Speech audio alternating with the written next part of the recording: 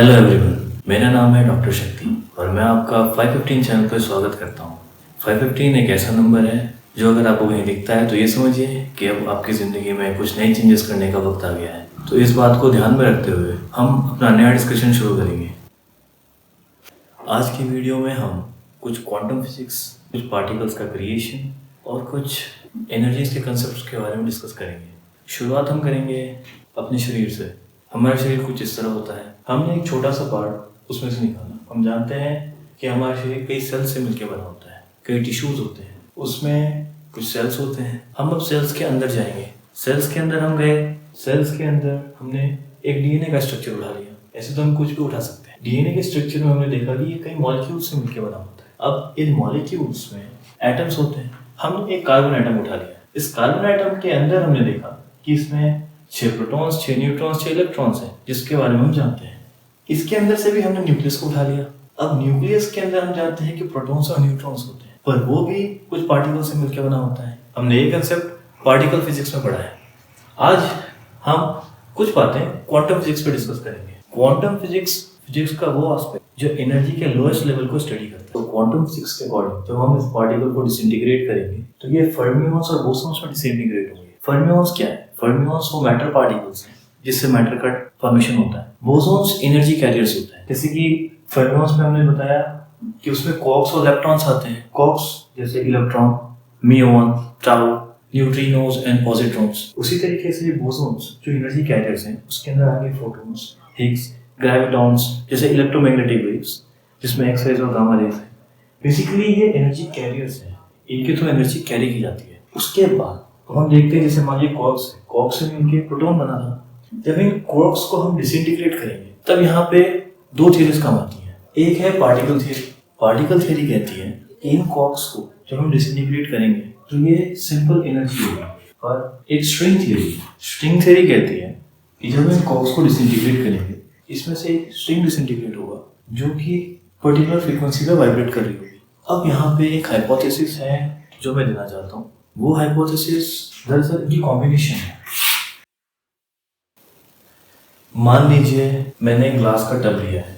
Tub में मैंने एक स्ट्रिंग बांध दी है इस एंड से उस एंड तक। ये पानी है इसमें। अब मैं इसे एक पर्टिकुलर फ्रीक्वेंसी पे वाइब्रेट करता हूँ। ये जब वाइब्रेट करेगा तो अपने साथ कुछ पानी के मॉलिक्यूल्स डिस्प्लेस करेगा, पर अभी इस सिंपली सिर्फ एक वेव क्रिएट करेगा इनसाइड वाटर। पर अगर मैं इसकी फ्रीक्वेंसी एक पर्टिकुलर रेंज से बढ़ा दूँ, उसके बाद में से मैं वहां तक वाइब्रेट करूँ जहाँ पे कि ये वाटर मॉलिक्यूल्स को डिस्प्लेस करके एक मॉलिक्यूलर फॉर्म दे दे, पॉसिबिलिटी है। क्योंकि हमने देखा है कि कई बार जब हम कई ज़्यादा फ्रीक्वेंसी से हम किसी चीज़ को अंदर वाइब्रेट करते हैं पानी के अंदर, पानी के ड्रॉपलेट्स को वो अंदर एक सर्कुलर फॉर्म क्रिएट करते हैं। नेचर का एक लॉ है कि नेचर में कोई भी चीज़ बनती है तो एक सर्कुलर फॉर्म लेती है, स्फेरिकल फॉर्म लेती है। उसका रीज़न है बिकॉज स्फेरिकल फॉर्म का सरफेस एरिया बहुत कम होता है।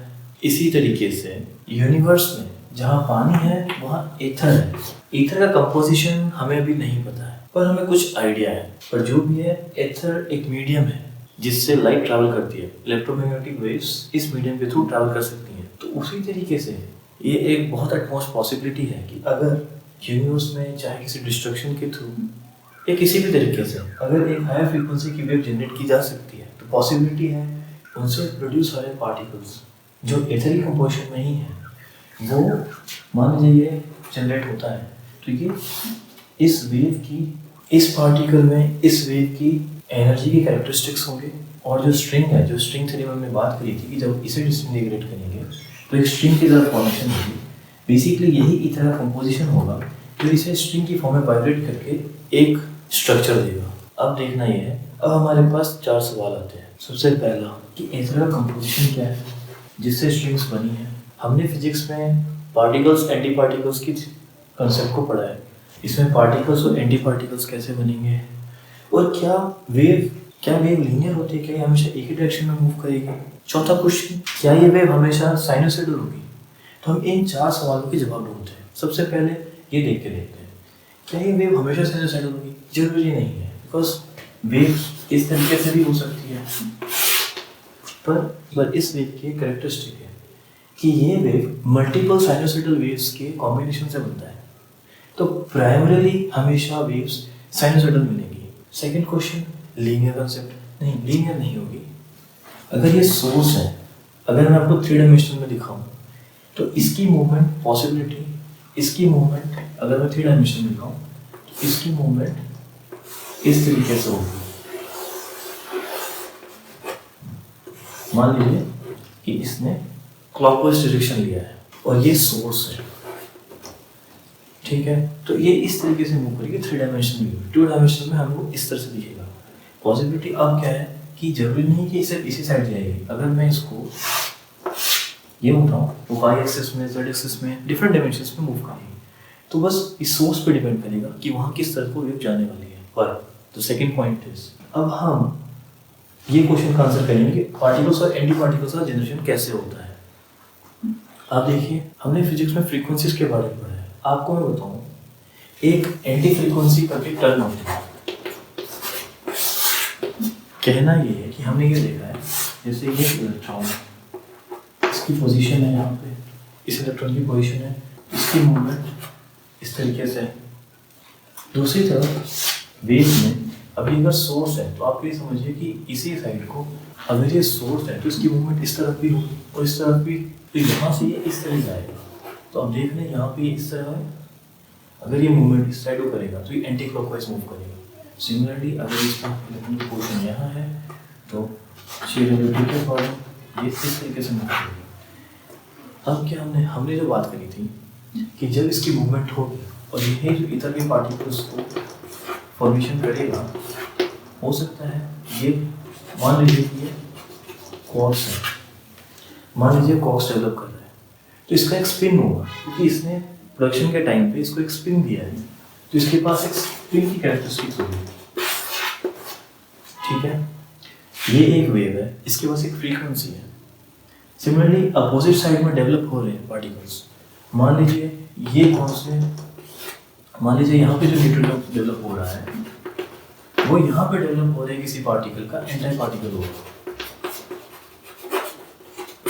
तो यहाँ पे डेवलप हो रही है किसी पार्टिकल का एंटी पार्टिकल होगा, बिकॉज नेचर ने कभी ये नहीं कहा है कि ये चार्ज नेगेटिव है, ये चार्ज पॉजिटिव है। जो एक तरफ डेवलप हो रहा है उसका अगर काउंटर पार्ट अगर एक सेकंड वेव फॉर्म में डेवलप हो रहा है तो पॉसिबिलिटी है कि वो उसका एंटी हो सकता है। अब हम ये देखेंगे कि क्वार्क्स कैसे बनते हैं, आई मीन फर्मियंस जो मैटर पार्टिकल्स हैं वो किस तरीके से बने हैं और बोसॉन्स कैसे बन रहे हैं।